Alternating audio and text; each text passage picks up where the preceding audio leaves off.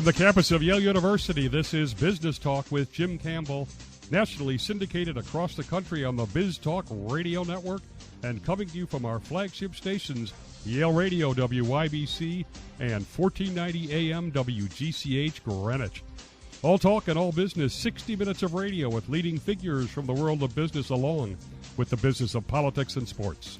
The second of our two shows on the Trump administration with a leading conservative pundit on what he calls the president's big agenda to save America.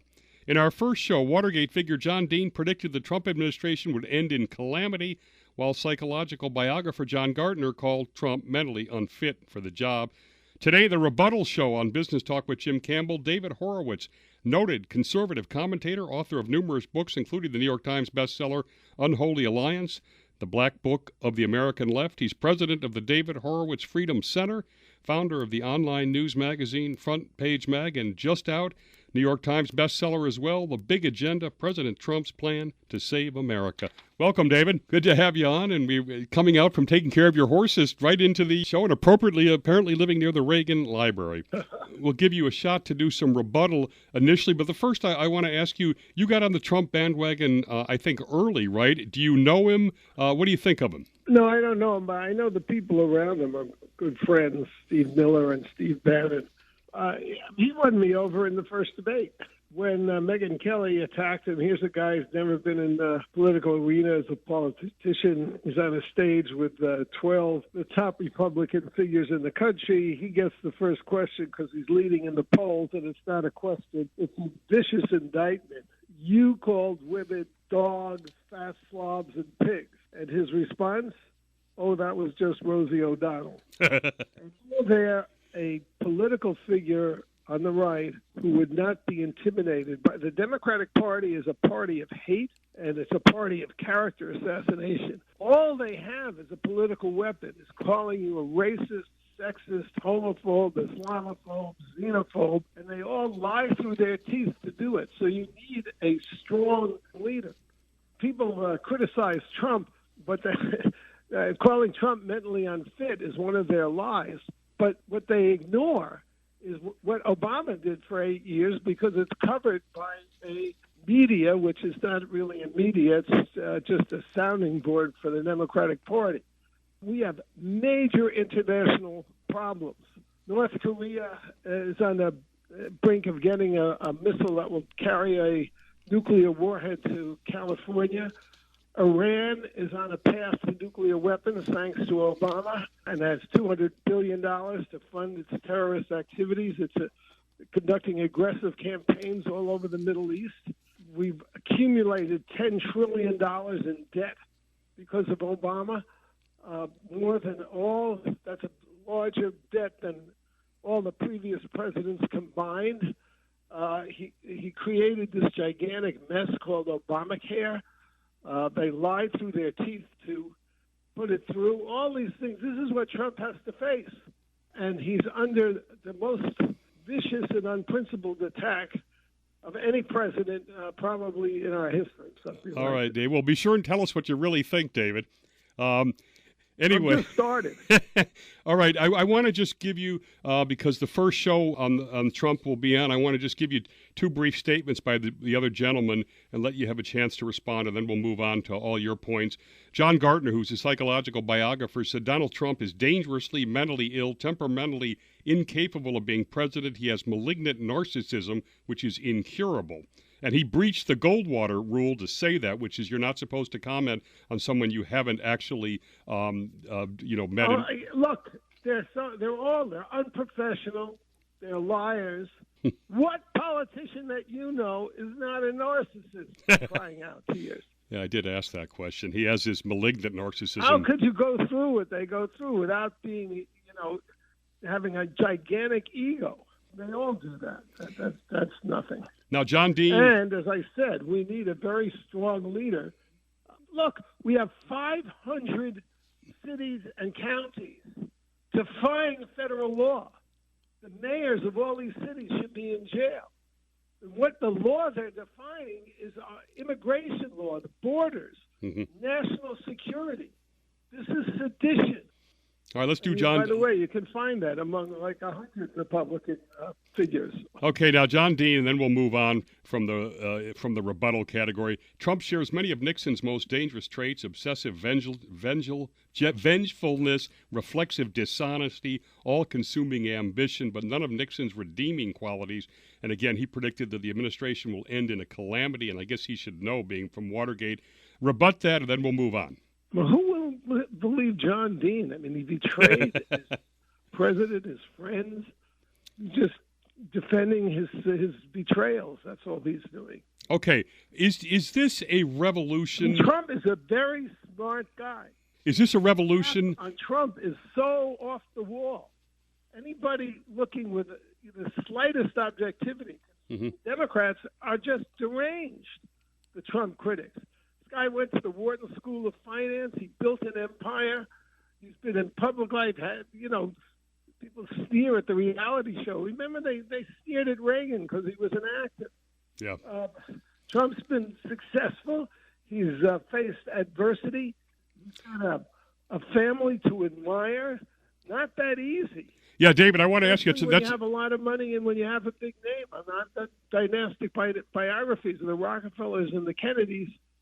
When there's wreckage all over those families. I want to ask you that. In fact, in your book, you say that the opportunity Trump has will be even bigger than Reagan. What do you mean by that? Well, the Democrats have brought the country to the brink of ruin. The Democratic Party is run, its ideology is identity politics. That's racism, pure and simple. Democrats want you judged by your origins, by your skin color, by things that are unchangeable, your gender, by class, and by sexual orientation. They want a hierarchy of race so that if you're the bright color, which means dark, you go to the head of the line for college admission, you go to the head of the line for a job, you go to the head of the line for a promotion or for a position on the board or a gazillion other things. The Democrats have introduced racial categories into every aspect of American life, and they have a stranglehold on America's inner cities, every killing field, Detroit, Chicago, St. Louis, Baltimore. Every one of them is 100% controlled by the Democratic Party and has been for 50 to 100 years. Everything that's wrong with inner city America that policy can affect, crime, illiteracy, poverty, Democrats are 100% responsible for. But until now, Republicans have been too polite to mention it. Interesting. Let me ask you, because you know these folks, I think it's very interesting for people to hear, because you know Steve Bannon. There's a caricature of him as a white supremacist, anti-trade. Tell us who Steve Bannon really is in your mind. An anti-Semite. Yeah, anti-Semite, yeah. He grew up in a liberal Democrat household, union household. That's, like Trump, who also, spent a lot of time in the liberal world. They're patriots. They're people who love this country and have seen the Democrats systematically destroy it and get away with it because of the kept media, because of the fake media does not report. It advocates, and they're all leftists. We have under a minute to go. Go back for 1 second to the racism of the Democrats. Every Democrat uses the phrase people of color. People of color is not English. It's a French construction. We don't say, here's a box of crayons of color. They're colored crayons. Of course, if you say colored people, you're a racist. So what is the function of the ideological construct, people of color? Well, look at Mexico. It's got two main ethnic groups. The descendants of the Spanish conquistadors who slaughtered the indigenous Indians, and the descendants of the indigenous Indians. But if they cross the border into the United States, they're both people of color, and therefore they're oppressed, and therefore they deserve certain sensitivities and privileges. When you think about it, Maharajas in India are people of color. Beheaders and crucifiers in Syria and Iraq are people of color. And if you ever wondered why Democrats are so soft on our Islamic enemies, it's because they're people of color. You're listening to Business Talk with Jim Campbell on the Biz Talk Radio Network, 350 stations around the country. Go to biztalkradio.com, find the station closest to you, listen over the Internet. We're going to look into Trump's big agenda with David when we get back.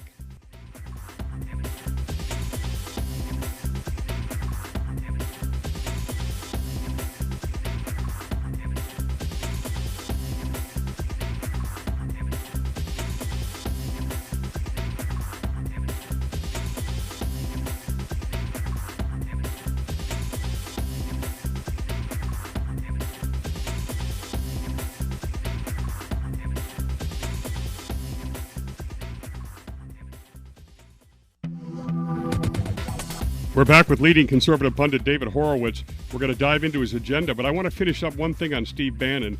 One thing I've read about him, which I really kind of like, is that he's very much against crony capitalism, whether it's in the Russia or in the United States. Talk about that.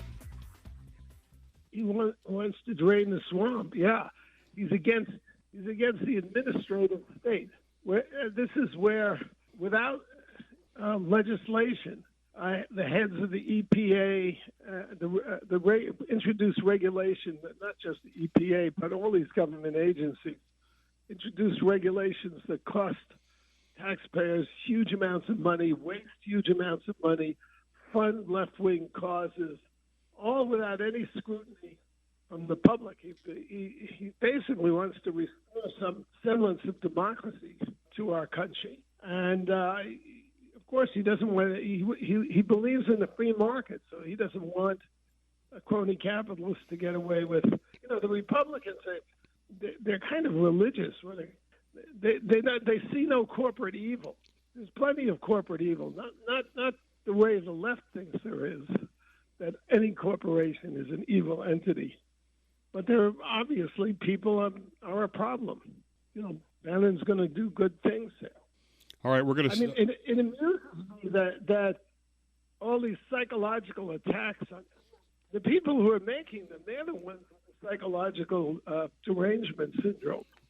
It's weird. The attacks are so off the wall. I mean, Bannon was called an anti-Semite for an article that I wrote, and that I gave the title, Bill Kristol, Republican Spoiler, Renegade Jew. And I did that because Kristol was supporting Hillary, who supported the Iran deal, which is the greatest threat to Israel ever. And also to the United States. The leaders of Iran, by the way, John Kerry's daughter is married into the Iranian political hierarchy. These Nazis have led chants of death to America. Why do we take the sanctions off? Why are we giving them money? Good points on. And I will have to say also that President Trump's daughter, Ivanka, is Jewish now, so it's hard to believe that he would be anti-Semitic on that charge, at least. Looking at the Bannon charge, it's ludicrous, and the white nationalism is ludicrous. As I say, the Democratic Party is a racist party. The only people in the world who aren't people of color are white people. They're the oppressors. White people are evil. White people are oppressors. Black people can't be racist. This kind of racism is rampant in the Democratic Party. All right, if you look at his big agenda now, I want to start with the executive orders. What do you think about the travel ban that's now been sort of stopped twice by the courts? Yeah, they should have stuck with the first one. The president has an absolute right to bar any group or class of people if he thinks it's in the national security interest, period. And those courts are jokes. Just as we have fake news, we have fake judiciary. The Hawaii judge thinks that because an imam wants to bring people in, he has the right to do it. This is ridiculous. This is national security issues. The 6 states, there actually were 7, and there still should be 7, should include, were designated by Obama. They're failed states, which means they have no governments, which means they can't give you the information on their people that would keep terrorists out.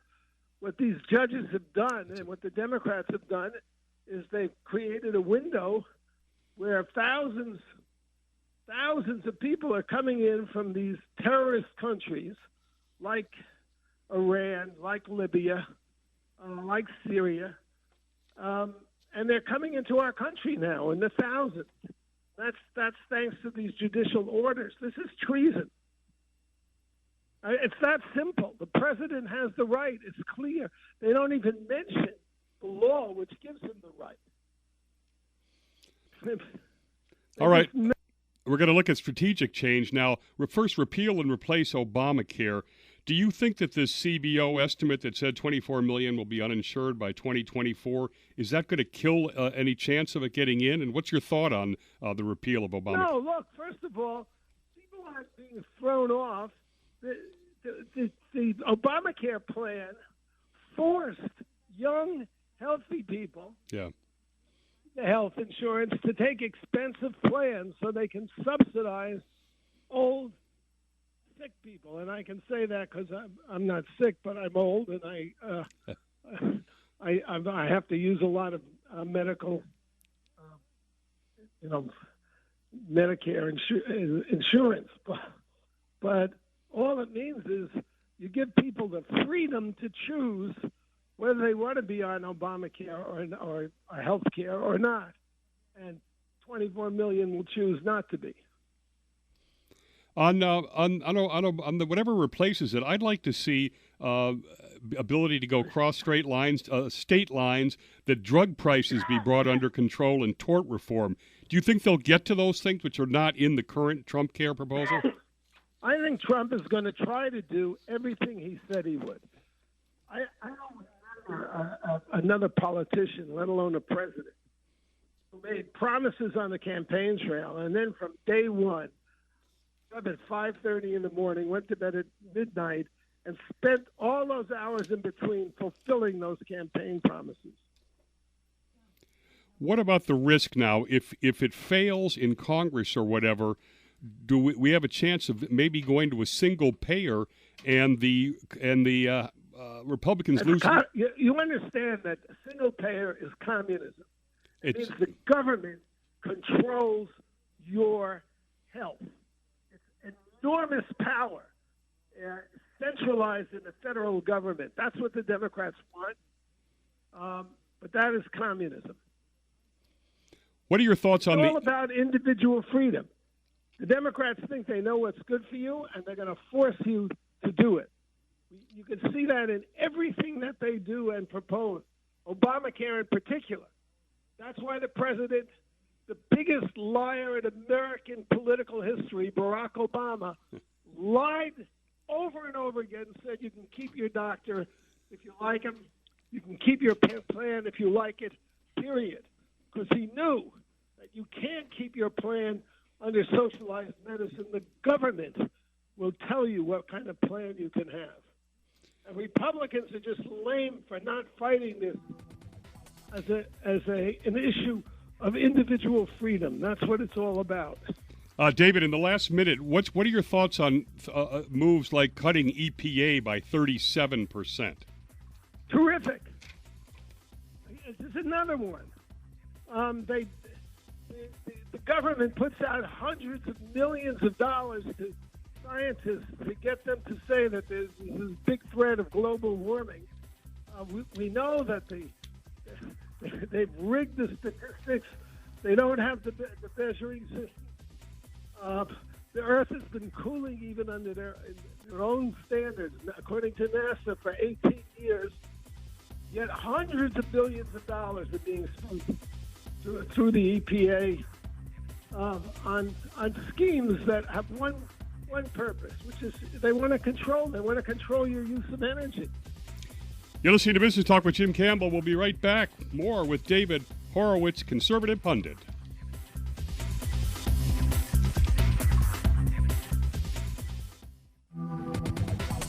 We're back with David Horowitz, author of The Big Agenda, President Trump's Plan to Save America. It's on the New York Times bestseller list right now, in fact. And I want to talk a little bit about healing the divide now. There's a lot of polarization in the country.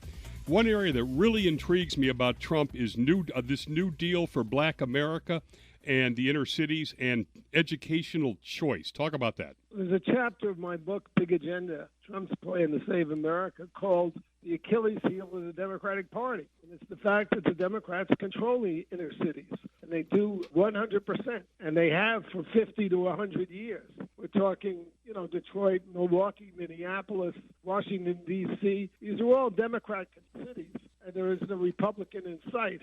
Trump is the first Republican, as I said earlier, to notice this and to do something about it. And it's probably because he's a reformed liberal, if you will, just the way Bannon and Steve Miller are. Reformed liberals. I think that if he does this plan, and I had something to do with proposing, he's proposed already a $130 billion voucher program. Look, these schools, the Democrats run the inner city schools as a jobs program for adults. They could care less about what happens to the kids. So year in and year out, and we're talking about 10, 20, 30 years, 40% of the kids in these inner city public schools drop out. They don't even graduate. Yeah. And 40% of those who do graduate are functionally illiterate and will never get a shot at the American dream. So it's very important to give them choice. Democrats send their kids to private schools. Here's how bad it is. I mean, Obama sends his kids to one of the premier private schools in the country, or did, St. Albans.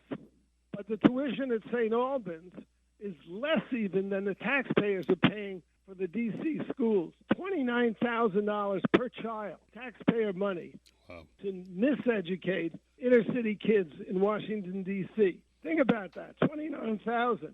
That means if you had only 20 kids in a class, or, let's take the average size, 30 kids.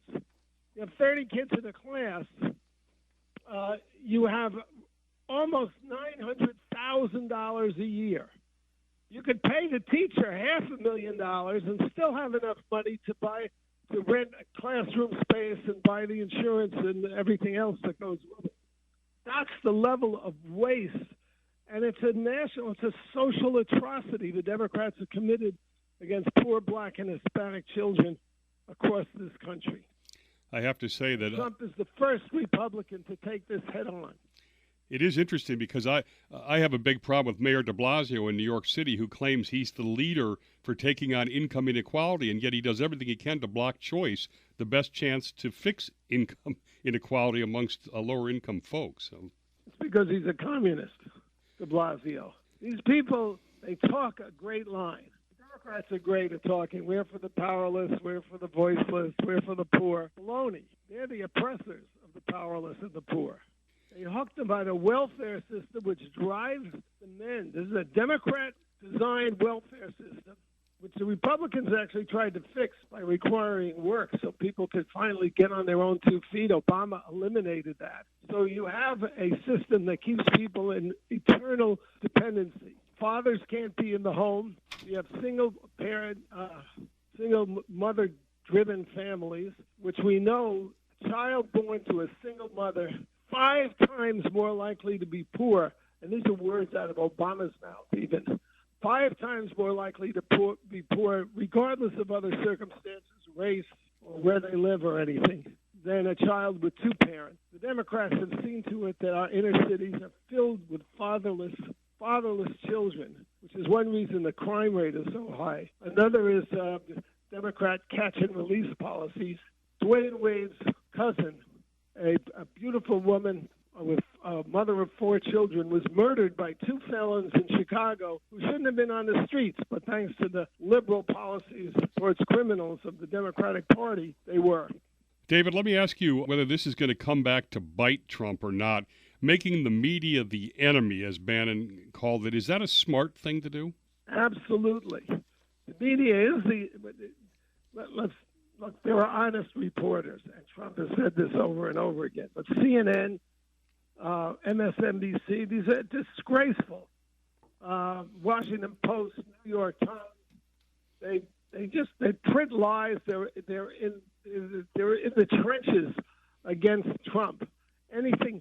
I look at my Yahoo News, and they're all anti-Trump stories. He's doing amazing things. But they don't, that's not the news. The news isn't, here's a guy who's actually trying to protect Americans. Democrats want open borders. That means anybody can come pouring into this country. We used to have an immigration system where you got checks for diseases. Let's take a simple thing. We have, epidemics. There's very little news about them. Tuberculosis, all these terrible diseases, because people come from places which are disease-ridden. So we're just importing the world's problems, and we're not even importing them. They're basically invading us. Here Trump is trying to do something about that. He's, cutting government waste. I have a friend who was given a government agency. He said, I can do this. He had 250 people under him. He said, I can do this with half the same output with half the number of people. He said, but if I cut the employees in my division, I cut myself off at the knees, because you get promoted on how big your budget is. That's how the government works. Let me ask you this, David, about we're talking about building a wall in Mexico now. The current status is there's more out-migration than in-migration, and 60% of the illegal undocumented are people that stay over their visas to get in. We also have a services surplus, even though a net total trade deficit. Is building a wall, does that make sense? Well, he's not going to build a 2,000-mile wall. There are mountains. Yes, securing the border. We're the only country in the world of any significance that doesn't have borders. It's beyond me how intelligent people on the left can't see this. And maybe they just hate America so much that they don't care what happens to it. Trump has already cut by 60% illegal entry into this country. Yes. There's a tremendous achievement that goes, pretty much unreported. What about tariffs now? People talk about, well, he's going to walk away from TPP and NAFTA, and we're going to get into a tariff war. What do you look at? This is hysterical. This is the part of this. It's either hysterical or malicious. Trump has said over and over and over again, he's for fair trade. He's for free trade, but it has to be fair trade. Mm-hmm. So it's a negotiating position, the tariffs. And obviously he's not going to deliberately start a tariff war. What about what people sometimes call crazy allegations that Obama had him wiretapped, or the birther issue? I don't think that's crazy. Look, the NSA captures every single exchange between individuals or whatever. Mm-hmm. Every communication is stored in a vault in Utah, to which Obama has access, by the way. Mm-hmm. But under the law, you're only supposed to read the communications if you get a FISA warrant from a judge. Now, who in his right mind thinks that Obama obeys the law when it stands in the way of his agendas? We know they did apply for FISA to surveil Trump Tower. We know that they took a top classified communication between the Russian ambassador and General Flynn and leaked it to the press. We know we have traitors in the intelligence community. That's where all these leaks are coming from.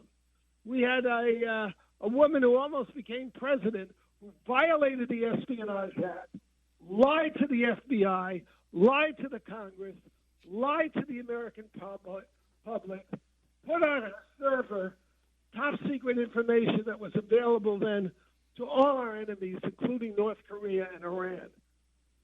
That's the state we're in. The Democratic Party is a treacherous party these days. They don't respect the law. The sanctuary cities you have 500 sanctuary cities and counties. That's people defying federal law affecting our national security. That's where the left is. Its mentality is treasonous. You're listening to Business Talk with Jim Campbell from our flagship stations, Yale Radio, WYBC, and 1490 WGCH, Greenwich, and around the country on the Biz Talk Radio Network. We'll look at our final national segment with David right after we get back.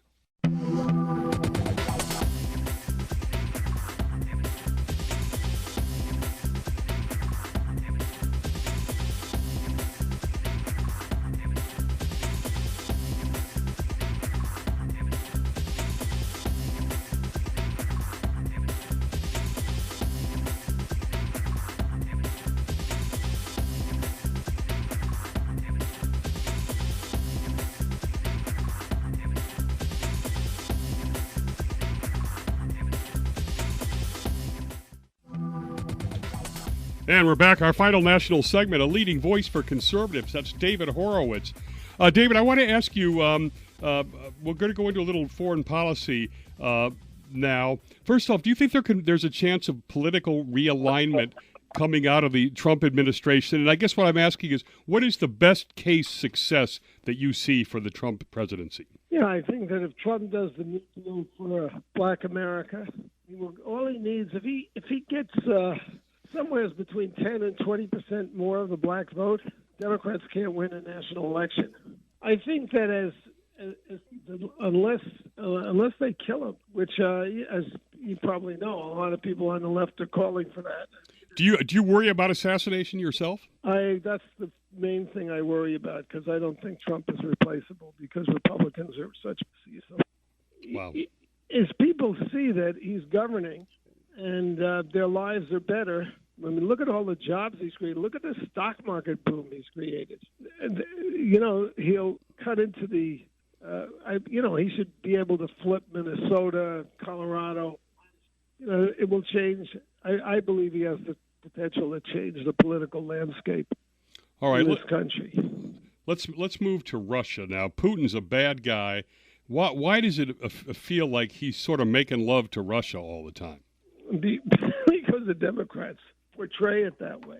I don't see that he's making love to Russia at all. What he's doing, every president we've had, including Obama, they had the reset button. They're trying to reset relations with the same Putin. So George Bush had that sappy statement that he was Putin's eyes and saw his soul.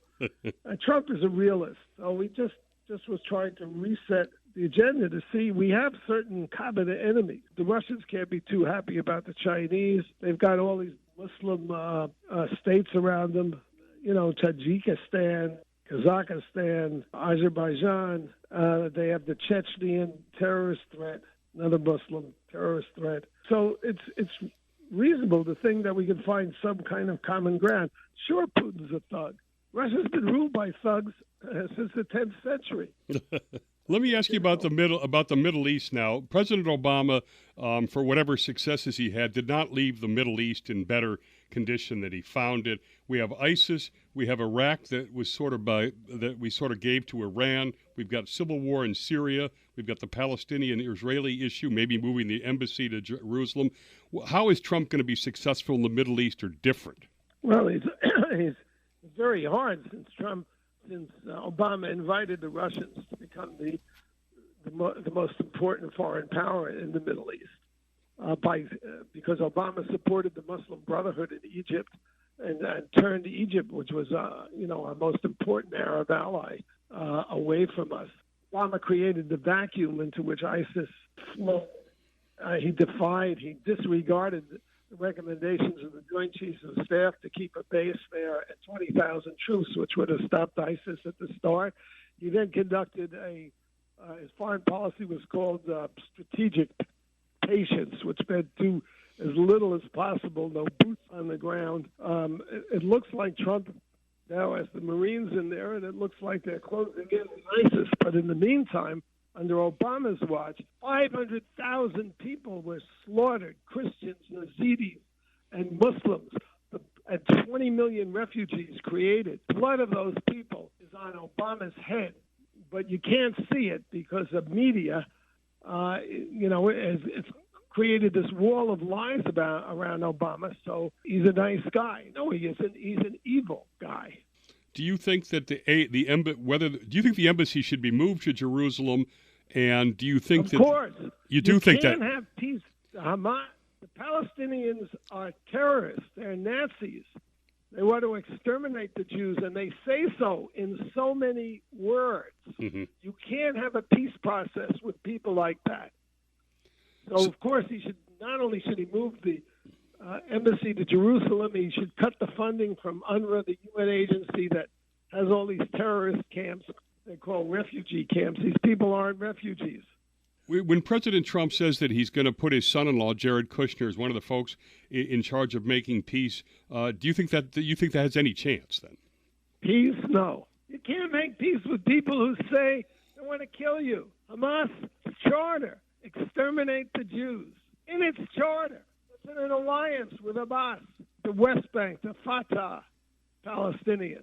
They say in a liberated Palestine, by which they mean the entire state of Israel is to be Palestine, he won't allow Jews. They're Nazis. How can you make peace with Nazis?